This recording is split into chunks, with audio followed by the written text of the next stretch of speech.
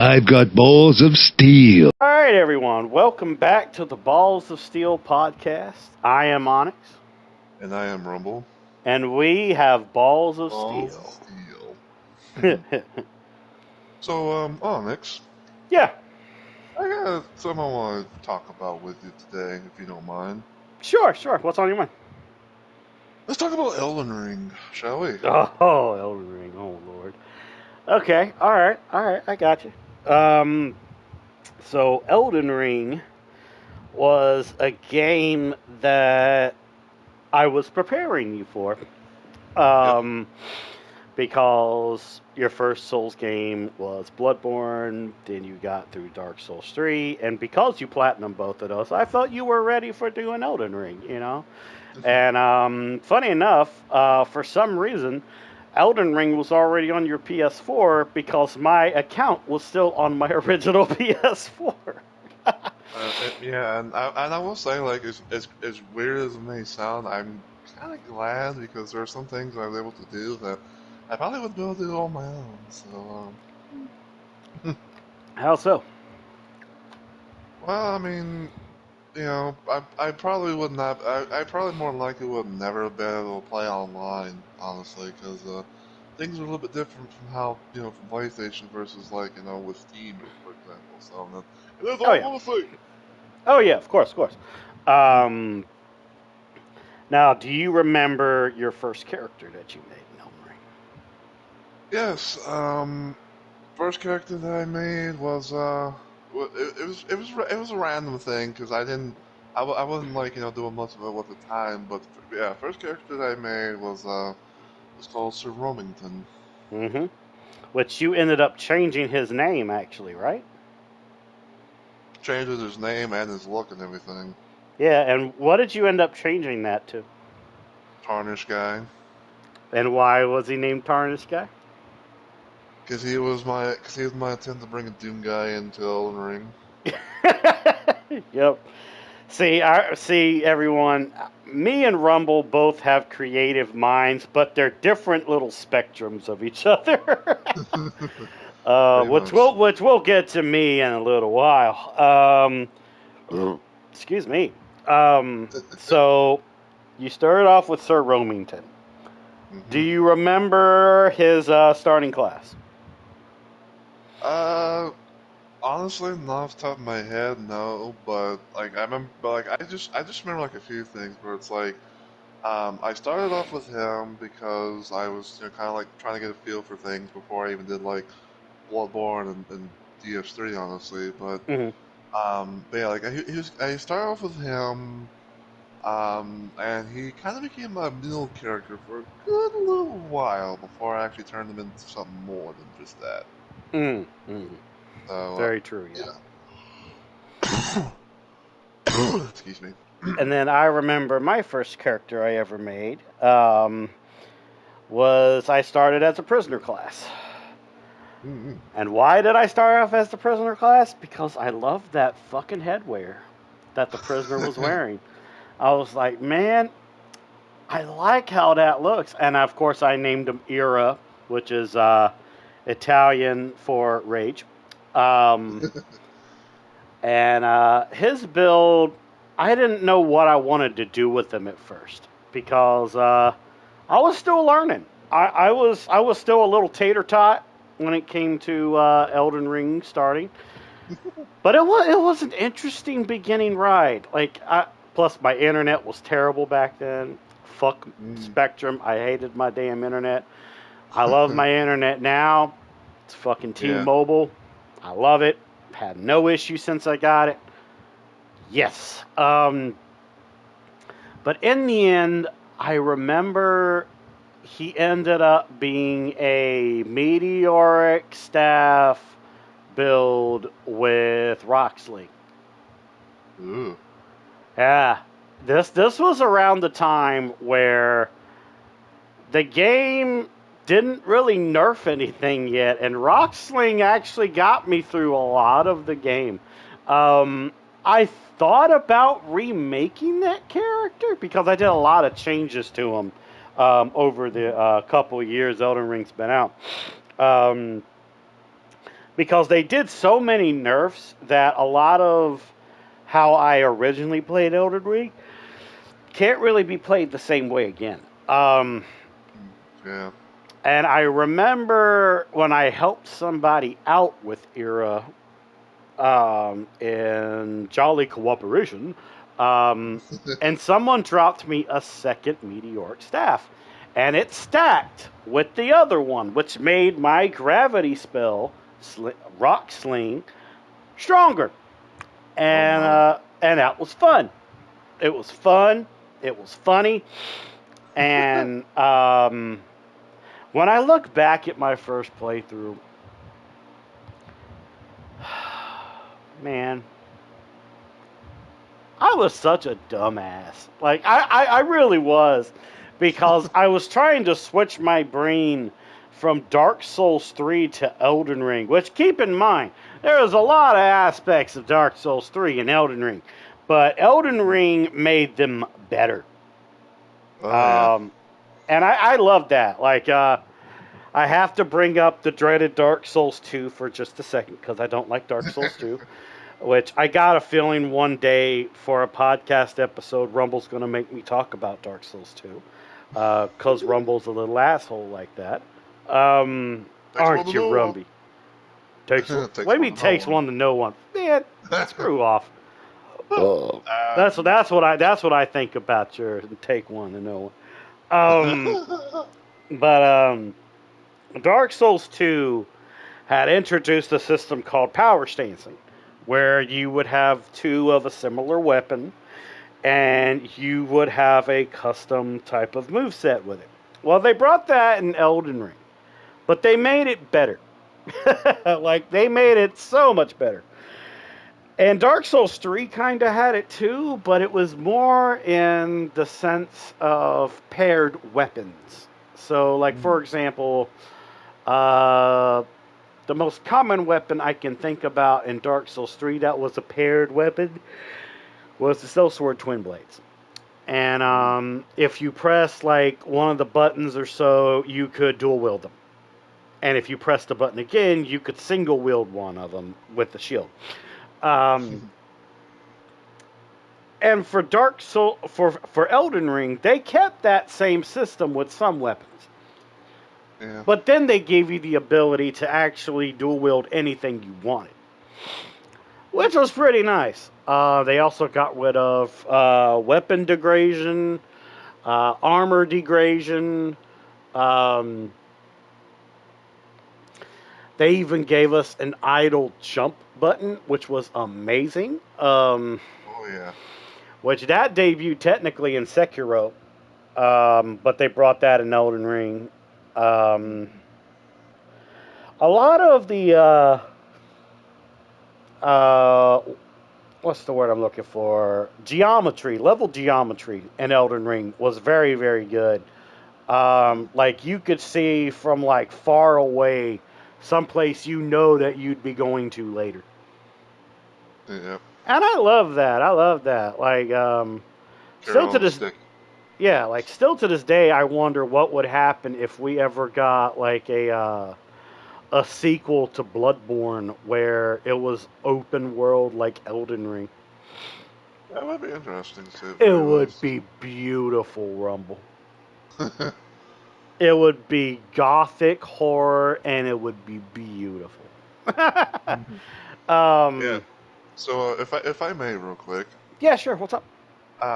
So you're wondering what my first starting class was originally, right? Was the Wilmington/Tarnish gang? I just remember I started off as a vagabond character. And The so-called knight character. Yeah, the knight character. Yeah, I started off as a vagabond, and I remember the keepsake was the golden seed. Because I think you might have told me this, but yeah, because the golden seeds, they can stack and they can give you more heals. It's one of the best starting gifts in the game. I love it. Yeah. Oh yeah. So let's see. Do you remember when you first fought Margit the Omen? Oh yeah. What went through your mind when you first met him? He's one old and creepy son of a bitch. Yeah.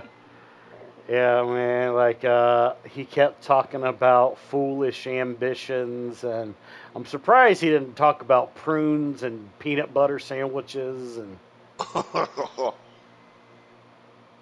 you know, a lot of people on Twitch call him a homeless guy.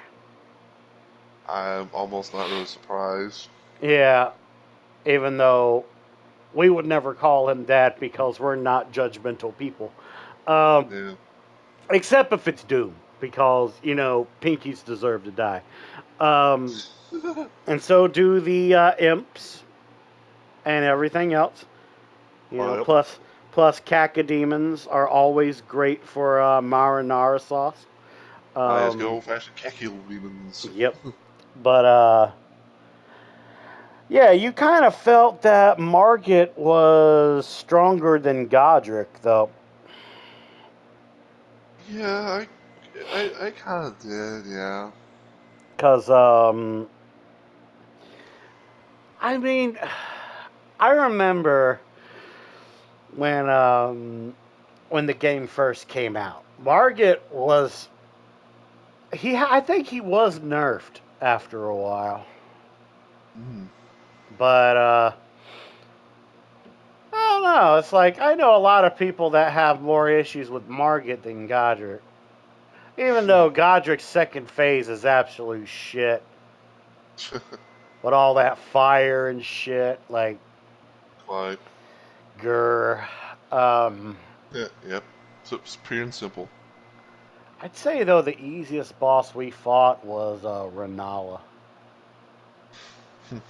Well, Renala and her Red Wolf of Radigan. True. That damn dog. Arr. No, nothing against your dog, Rumble. But damn I that know. dog. That Yeah. dog tried to be, oh my lord. That dog tried to be like Sif from Dark Souls 1. It's never going to be the same doggo. Yeah. Um, but Renala was interesting because she has gotten the name of Foot Lady in the community. I understand why. She has really big grippers. Um, and yes, the new online 2025 term for feet is grippers. Can you believe it, everybody? Um, Nope. yeah, me neither. Um, but I'm trying to think though. Now this is something you won't be able to relate to, in a way. But we'll get to when you had this moment. But when I first fought pre-nerf Radon, Oh. was rough as nails. Cause Radon was strong back then. Like you had to have, quoting our podcast, balls of steel to fight him by yourself. Oh, He was yes. kind of like the a tribute to like raid bosses, where you had to like summon people to help you out with a big boss, Oh, and that yeah. was called the Radon Festival. Which once again, very interesting concept. But nowadays, I like fighting Radon by myself and turning him into a little cat, because he's called the Lion Warrior, okay, or the Lion General. I had to make cat joke. But yeah, I like Radon's boss fight music though. It's some of my favorite music in Souls games.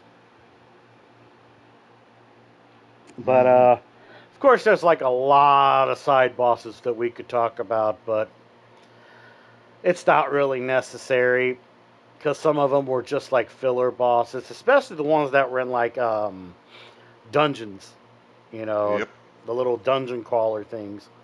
Like I feel like that was them trying to Easter egg the Chalice dungeons from Bloodborne, but it wasn't the Chalice dungeons from Bloodborne. Um, Which I still miss the Chalice Dungeons of Bloodborne. Take a shot every time I said Chalice Dungeons of Bloodborne.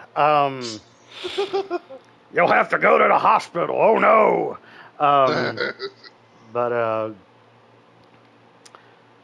but when you fought Radon for the first time,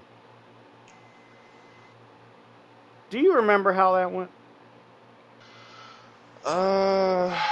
So. I mean, cause I can't remember anything off the top of my head, but I remember like he was one of those bosses where it's like, you know, he was definitely annoying, but he ended up being kind of doable in a sense. Was it because he was really big? I guess that's one way to put it, but you know, I mean, I guess like because yeah, he's big, he's a big motherfucker, but like also because a lot of like when he's doing like his arrow shit, especially like the long ones that Yeah, that's true. Yeah, because his starting arrow attacks were very rough. Quite. Yeah. Um, let's see. Then, of course, that would unlock 3 great runes because you would need 2 or more to get into. Um, oh my Lindell? god. Yep, Lindell. Very good. Thank you. I was about to say Altus because it's also the same area, but yeah, it would give us the ability to go into Lindell, even though we'd have to fight the damn Dragonic Tree Sentinel. Which I find it funny that we learned a cheese with him Mm-hmm. by summoning each other, and if one of us was the summon, but not the host, but the summon, Mm-hmm. if the host stayed out of the area while the summon did as much damage as possible until the summon died, we could sneak back to a summoning spot, resummon the summon, and as long as we didn't get invaded, that would be one hell of a cheese. There's other cheeses that you can do though, like poisoning them and stuff, but I felt this one was much more entertaining. But I'd say though that the fire that the horse would throw out and the lightning that the Dragonic Tree Sentinel did was the 2 attacks I couldn't fucking stand. Yeah, I can agree. And then, of course, when you kill him, you get into Lindell, where in the end, you end up going through that whole big freaking city. Um, and there's one other side way that you can go, but we'll get to that in a minute. But we would end up fighting the boss of Golden Godfrey. Oh, yep, old Godfrey, okay, old Grandpa. Yep, old Grandpa. Yep.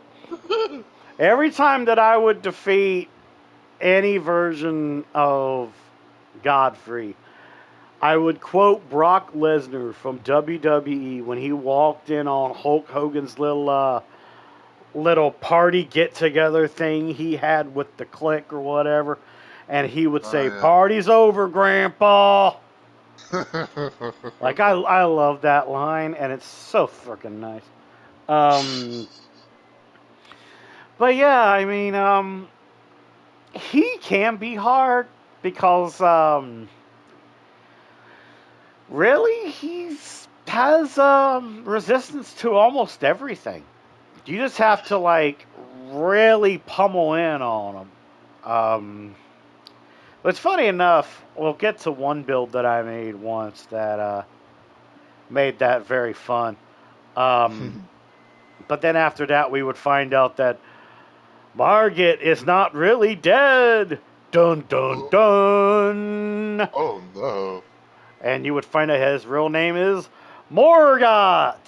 Dun dun dun. Such creativity.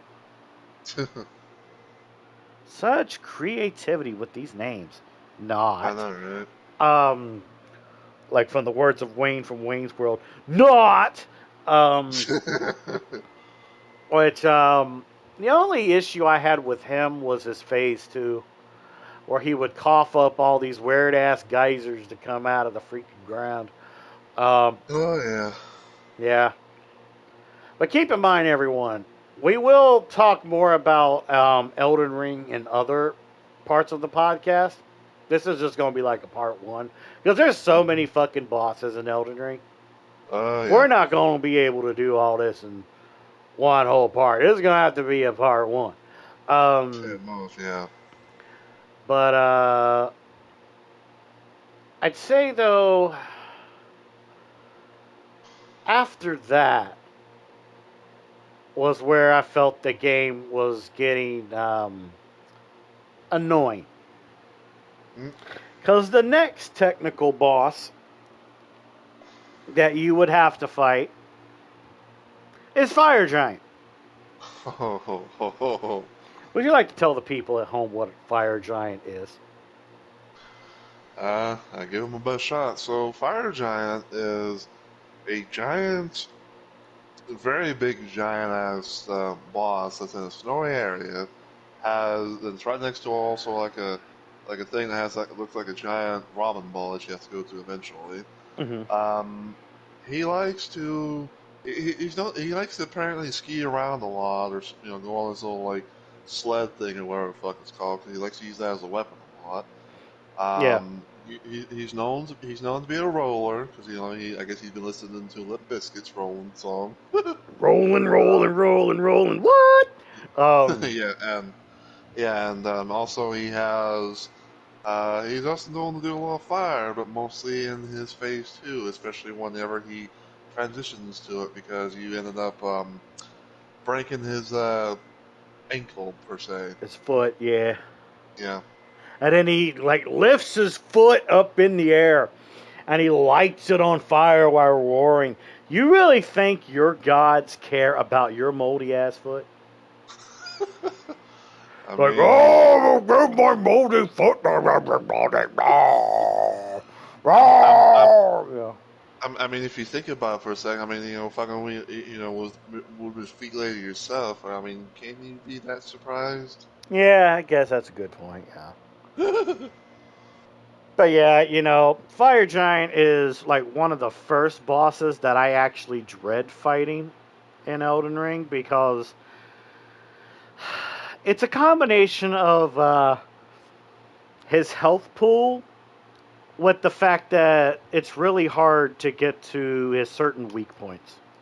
hmm Um, which, funny enough, in his phase two are his wrists, sometimes his hands, um, and his eyeball that's in the middle of his chest.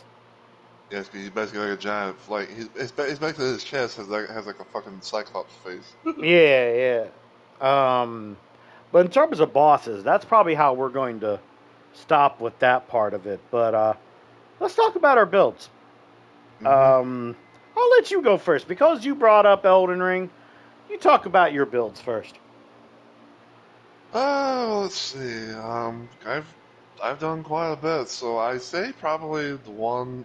I say probably like my first. When I first started doing this, like this full stream playthrough of Elden Ring, um, I made a character that his origins was hero because I think I might have like maybe changed things up a little bit so into a vagabond. And I brought a certain Bloodborne character that I made from there over to Elden Ring, even though like I did at the time I did the face a little bit differently at the time because I was kind of going by Bloodborne's slider standards, but Mm. basically I brought in the dude. Yep. And for those that wonder, like what's that's all about. Basically, in a nutshell, think of Bloodborne's doll made as a male character instead of having like long white hair. They got like short white, like a short flat top kind of kind of hair. And of course, being going from being a male and then all that goes with dude because I mean, because I say like it's kind of a funny little origin type of thing of how the dude came about. I mean, Mm. if you want me to talk about that is Yeah, we can talk about it later. yeah, sure, okay, but basically the dude was the first full thing that I did the game with. Started off as a hero. I think for the longest time I had like one of the soldier looking outfits at the time, but things kind of like slowly but surely changed. Mm-hmm. And I got a very, very big hammer thanks to Mr. Onyx here. And the It was hammer called the is Giant called the Crusher. Giant Crusher. Yep, and Yes. I fucking love that hammer. Cause hammer time, bitch. Um, Quite. oh, such a huge freaking hammer. Um, hell, I have a character that uses two of them, which we'll Yep. get to mine in a little bit. Continue, hmm please. but yeah, basically he was the first full character that, that I did a full playthrough with, and, I definitely had some moments and everything, um, and yeah, he was my first, and I say probably the next one, because, it's going to become a special little shout out, but I did what I called like at first like a tribute run, but a certain someone referred to it as a fan run, which I was like, yeah, I guess that makes sense. But Mm. I made a friend of mine in Elden Ring, which her name's Pei, but also she's known best off of the times, at least online wise, as Horrormancer. Horrormancer, Um, yes. yeah, I call, Because but she yeah, I originally could not. went by Pagan Pixie. Indeed, yes. But yeah, this rebranding. She went by she's now a Horrormancer, but yeah, basically in a nutshell, like I made her in the game, because I made her in Bloodborne as well when I called her referred to as Mistress Pagan, and I Mm. made her in Elden Ring, um, and I called her as Horror Master Pay because in my little head I kind of had like the idea of this Pay was different from Bloodborne Pay. I thought you had a big head. A big head. Yeah, I thought you had a big head, not a little head. I'm sorry, continue. Funny. I had to. I had to.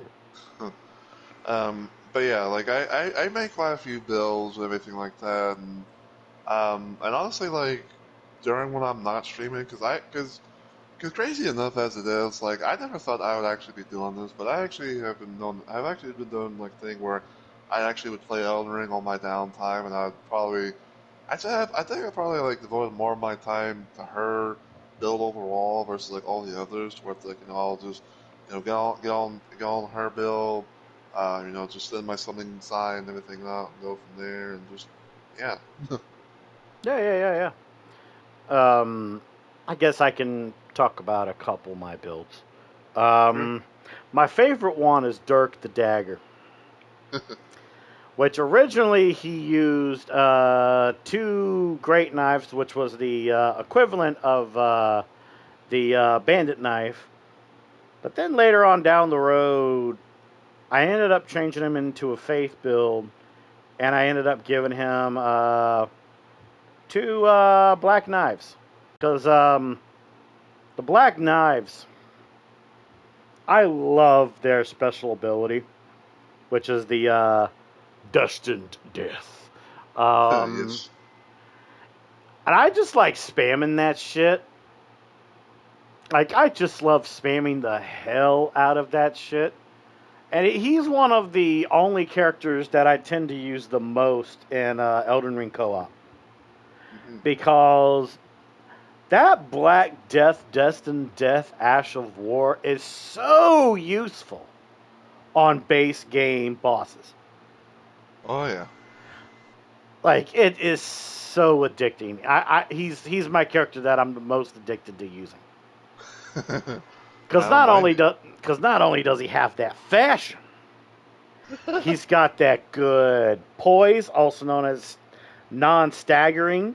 Okay, hmm and he uses two black knives. And I understand that you technically only need one.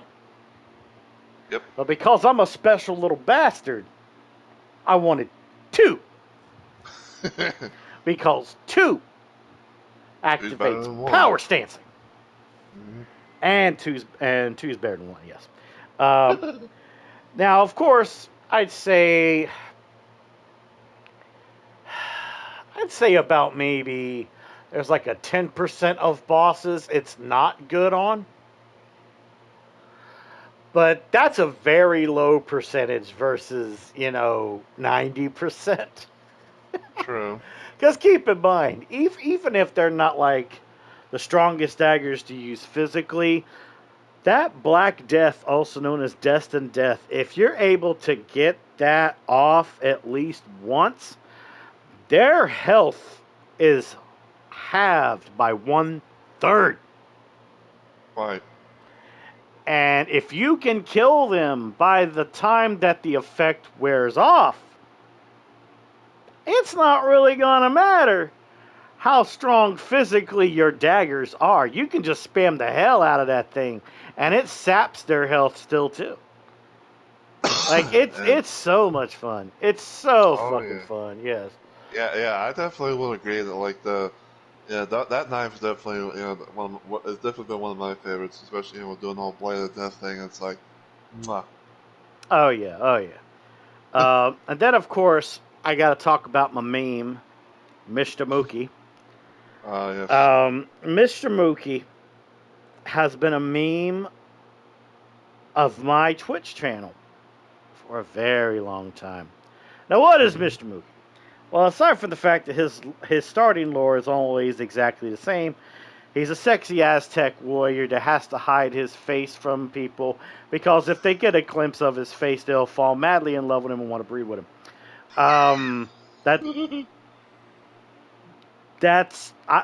Drunk me thought of that lore years ago. And I still stick to it. Because he's one of those builds where he looks absolutely stupid. Quite. But under all that is a very strong build. He has 2 giant crushers with Royal Knight's Resolve on both of them. Oh my god. Like yeah. I still need to do a a DLC run with him. But I'd only do it if I did it with the dude, because 3 hammers are better than 2. True. But then I have to bring up Yarnum Hunter. I have to bring him up. So Bloodborne's my number 1 favorite Souls game. It's even Rumble's favorite Souls game. Okay? Indeed. And I'd say Elden Ring is your number 2 because you're on that just as much as you were on Bloodborne back then. Yep. Yeah. Because Elden Ring's also my number 2. But I had to bring a piece of my soul that lives in Yarnum, also known as Bloodborne, into Elden Ring. I had to. Because I'm a sadistic bastard, and people know that I am. So I made Yarnum Hunter. Yarnum Hunter, he just looks like he's been through some shit.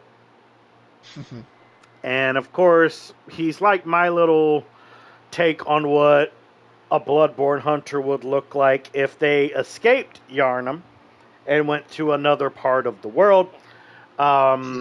He looks like he's been through some shit. And I love him. I love him to death. Me, Rumble, and a good friend of ours by the name of ShadowSeed5, we sometimes do Bloodborne-ish hunting in Elden Ring with our characters. Because I have Yarnum Hunter, Rumble has the doll, and Shadow has Lady Maria. Because he has a thing about Lady Maria. And I mean, who doesn't? And Yarnum Hunter, his weapon is the Vulgar Militia Saw. Yes, it's technically a long halberd type weapon. But it looks so fucking grotesque. And it looks like something that should have been in Bloodborne. Oh, yeah. Just keep in mind, the blade is a saw. And it has little blood stains on it. Automatically.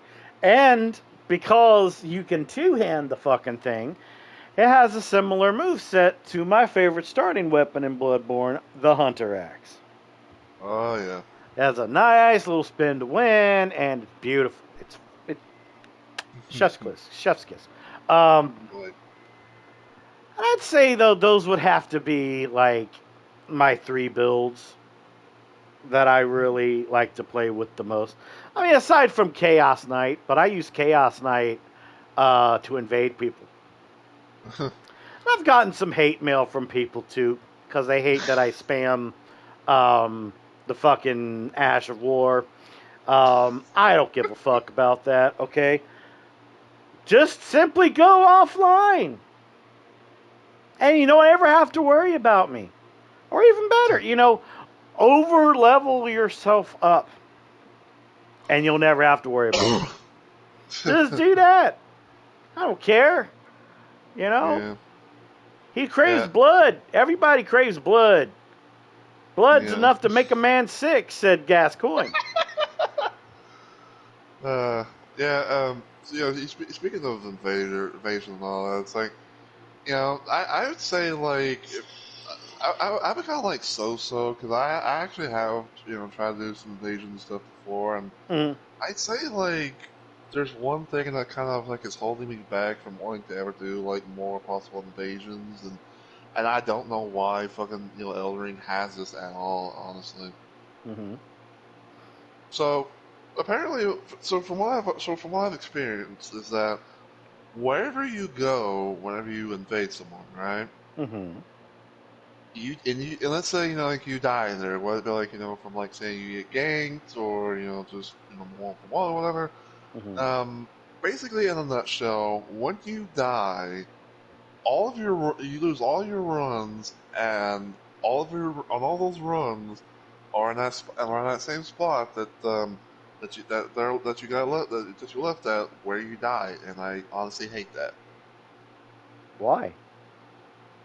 Because why the fuck why the fuck would that be a thing? Like why have that as like a feature type of thing where it's like oh I want to invade, but it's like, oh, I died and yet I have to go get my runs in a large open world like area, and so unlike Bloodborne. I mean, because I know Bloodborne's kind of like linear-ish and everything, right?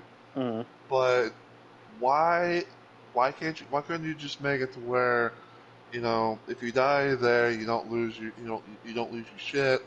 You don't have to go searching for it or whatever, and just make things a little bit easier. I mean, because if that wasn't a thing, I probably would try and do some invasions here and there. Well, But because listen. of that, This it's this like, is the reason. This is the reason why you level up your boy to the level you want them to be. So when you lose those runes, you don't have to worry about them. I'm fully aware of that, but like I still don't like the concept overall though. I'm just Well, saying. see, when it comes to you, it's understandable. To me, I couldn't give two shits about the runes I lose. And the reason for it is that my character is leveled up enough, my weapons are leveled up enough. I really have no use for them. I mean, and yeah, like I can not, and I know probably gonna be like, some people are gonna be like taking this one way or another, and I can get that. Like I can Yeah. know like, oh, level, get your levels in, all that in, but I don't know. I mean, it may be small and piggy, but it's just one of them things kind of like, So, seeing how I talked about 3 builds, you only talked about 2. Is there a third build of yours that you're proud of? third build that I'm proud of. Well, let's see. That's kind of a tough one because I say like a lot of them are pretty good. Hmm. Some of them have like their own little thing, but uh, because I say probably like in a nutshell, it Dr. might have Yeetus? to go to Bromington slash Tarnish guy because Well, he's you because already he talked about Tarnished Guy. We I talked know, about. but Okay. yeah, hear me out, okay? Okay. Okay. Like I'd say like he became something so small that he went on more, right? Okay. It's like, yeah, I'd say like he was one of those things, and I was pretty happy about that. Hmm.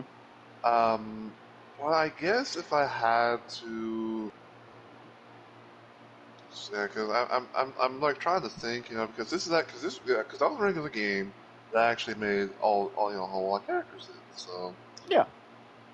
oh man. Because I already I'd, know that you're proud of Tarnished Guy. You're proud of Horrormancer Pay. mm-hmm. I'd And I say can, probably. yeah. I'd say probably because you brought up memes. I guess I'll have to go with mine. But I'd say I'm proud of how Yeeters turned out. I thought you'd bring up Yudis because I know you have a bit of a track record with the name Doctor Yudis. Yeah. So yeah, basically in a nutshell, just kind of give a little bit of history Yeah. if you don't mind. But Yeah, go ahead. you just started off was going to be a character in the remake of Bloodborne, but he's going to have one less E because character limitations. Mm-hmm. He was actually going to be my first Blood Level 4 character that I was going to make, but he's going to be so extremely powerful because of a mask that you will find in a secret developer room. Mm-hmm. Um, and then eventually he grew more in the actual main game of Bloodborne, and I was like, I'm wondering if I could somehow make Yidis in Elden Ring, because like Onyx with Mr. Mookie, I was like, I say like Yidis and the Dude is probably like my two most infamous characters that I've made, probably with Yeah, Yidis being like the top one, right? I can agree with that. Yeah. Yeah, so I'd say like yeah, I'd say like I had me some fun playing with Yidis, even though like trying to do the final boss and everything with him was rough to the point where I actually brought in a familiar face, but yeah, I had fun with that weapon as well. What was the weapon that you used for Yudis again? Oh, I don't remember the name off the top of my head, but I remember that it was like a big giant ass black looking sword, right? Mm-hmm. And what in this real special like action war thing, it's kind of like like a charging thing, and then if you hit Meteoric sword. yes, The ancient meteoric sword. Yeah, yeah, yeah. thank Okay, you, I yeah, remember. Yep. thank you, yeah, but yeah, basically in a nutshell, you do that and you hit the button again, you have like a little explosion, but yeah, yeah, I had my fun with that weapon. Would you It's say probably one that of my favorite Doctor little Yudis achievements. was bursting his electrical load on people? You said Yep, I said it, not you. it. Which I'll drink to that. What are you drinking right now, Rumble? My usual thing. I'm just drinking some tea. I have a little bit of coffee right now. Hmm. So cheers to Doctor Yudis. Yeah, and funny enough, Mm. because I was working on my PSN profile thing, but if you were to go to my little PSN profile thing, Mm. you can actually see you just on my thing because and the reason for it mainly is because I was trying like doing certain I was like experimenting with like certain snapshots and things that I took over the years, but for some reason I don't know why this is the thing, but sometimes PlayStation will just like not like it'll say it's saving the thing, but really it doesn't. Yeah, gotta So love it's like, PlayStation. yeah, so it's just like, you know what? I'm just gonna just have like this little like random ass little screenshot, of him of Edis, in the in game, where he's, like he's just on his knees or whatever at the the Elden Ring thing or whatever. So Yeah, yeah. All right. So, is there any final thoughts you want to give on Elden Ring before we end this podcast episode? uh, let's see, because that's actually a good thing.